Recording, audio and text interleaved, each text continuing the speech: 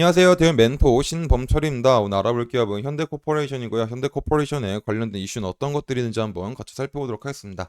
일단 관련된 이슈는 실적이 있습니다. 그럼 어떻게 23년도에는 긍정적인 실적을 냈는지, 그리고 현대코퍼레이션이 다양한 사업을 하고 있지만 그중 가장 많은 매출을 차지하고 있는 게 이 석유화학이기 때문에 24년도 1분기에는 긍정적인 이슈가 있을지 한번 살펴보도록 하겠습니다.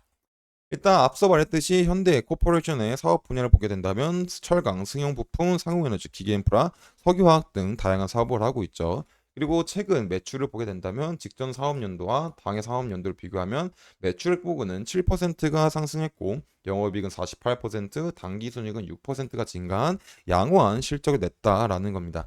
그러면 어떻게 이렇게 양호한 실적이 나왔을까 보게 되면은 트레이딩 부분이 이익 모멘텀 유지 및 성장으로 손익 구조가 개선이 됐다라는 거죠.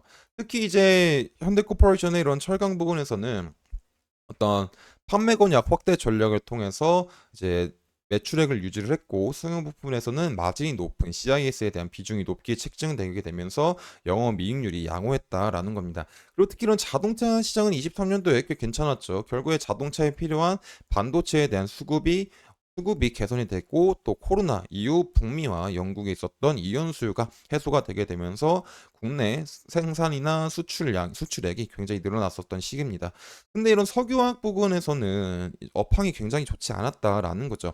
근데 어떻게 이런 석유화학에서도 긍정적인 이슈가 있었을까라고 보게 된다면 GPA 장기 계약분과 ZU에 대한 부분이 있다라는 거죠. 결국에 이런 ZU라는 거는 항공 급유죠. 근데 23년도 항공교통량을 보게 된다면 이 수치가 어느 정도 회복이 되면서 코로나 이전까지 상승을 했다.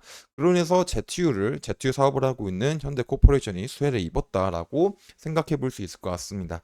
하지만 석유화학 부분에서 ZU만 하는 게 아니라 일반 폴리머 사업까지 하기 때문에 이런 폴리머 사업이 잘 되기 위해서는 전반적인 석유화학 업황이 어떤지 한번 살펴봐야 된다라는 겁니다. 그래서 최근 석유화학 업황을 살펴보게 된다면 일단 석유화학 업황이 최근에 좋지 않았었죠. 좋지 않았었던 이유를 이제 간단하게만 설명하겠습니다. 일단 이제 석유화학은 코로나 이전으로 조금 나눠질 수 있는데 그때 한 22년도부터 한번 살펴보게 된다면 22년도 상반기 때 어땠었냐면 코로나 팬데믹이 조금 완화가 되면서 전방 산업에 대한 석유화학에 대한 수요가 증가를 합니다. 근데 이제 그 전에 22년 전에 지속적으로 중국이 이런 석유화학 기초유분에 대한 공장을 증설하게 되면서 많은 물량이 쏟아졌었던 시기도 하죠. 근데 이런 중국 물량뿐만 아니라 국내 물량까지 합쳐졌다. 그래서 이런 석유화학에 대한 제품이 공급 과잉이 된 측면이 있다라는 겁니다. 하지만 그래도 상반기 때는 어느 정도 수요가 있었기 때문에 괜찮았지만 이 하반기로 지나가게 된다면 코로나 팬데믹이 다시 도지게 되면서 전방 산업의 수요가 줄어들게 되다 보니까 석유화학에 대한 스프레드가 굉장히 악화가 되는 상황이 마련되죠. 그리고 이 상황이 23년도까지 쭉 지속이 되면서 많은 업체들이 피해를 봤다라는 겁니다. 그래서 석유화 빅4의 21년부터 23년 3분기까지 공장 가동률 추이를 보게 된다면 21년도부터 23년도 3분기까지 지속적으로 하락하는 모습을 보일 수 있죠. 하지만 석유화학 빅4의 최근 공장 가동률이 이제 증가하고 있다라는 이슈가 나오고 있습니다. 그럼 왜 증가를 하고 있을까라고 보게 된다면 최근에 이제 글로벌 시장 악화로 인해서 부진했던 석유화학인데 이제 그 미국이나 유럽 지역에 위치한 관련 기업들에 대한 석유화학 기업이 생산량을 감소하고 있다라는 거죠. 결국에 유럽 쪽에서 석유화학 공장 가동률을 감소하고 있는 이유가 뭐냐면 지정학적 리스크다라는 겁니다. 석유화학 부분에서는 이런 기초요번을 만들 때 뭐 NCC, ECC, ETO 이런 여러 방법들이 있는데 이 NCC 같은 경우는 우리 국내 업체들이 석유를 이용하는 거고 NCC 부분은 천연가스를 이용하는 겁니다. 근데 최근 유럽 쪽에서는 러시아 우크라이나 전쟁 사태로 인해서 이런 천연가스에 대한 보급 문제로 인해서 석유화학 가동에 대한 문제가 생겼고 또 유럽 본국은 친환경에 대한 문제들이 매해 부각이 되고 있다 보니까 이제 불가피한 상황으로 이런 공장 가동률이 줄여졌다. 근데 이런 공장 가동률을 줄여드는 대신 어디가 늘어나게 됐냐면 국내 기업 업체들 그리고 아시아 전역에 대한 공장 가동률이 늘어났다라는 겁니다. 그리고 이제 제품에 대해서도 국내와 아시아 지역에 대한 제품의 수요가 몰리고 있는 추세다라는 거죠. 그리고 또 최근에는 중국 세계 최대 석유화 소비국 중 하나인 중국이 이제 춘절을 앞두고 지속적으로 공장을 돌리고 있고 또 이제 여기서 생산된 물량도 굉장히 빠르게 소진되고 있기 때문에 이제 한 2월 달 정도에 대한 부분은 석유화 업황이 조금 괜찮아질 수 있는 상황이 마련되지 않을까 싶습니다. 근데 하지만 아직까지 이런 긍정적인 상황이 있음에도 이런 석유화학 부분에서는 살짝 이제 애매한 부분들이 있죠. 그 부분이 어느 거냐면 일단 하나는 유가고 유가가 현재 불안정한 상태고 아직까지 전방 산업이 살아나지 않았다는 점 그리고 이제 석유화학에 관련된 제품 공급망이 해소가 되지 않은 점이 있습니다.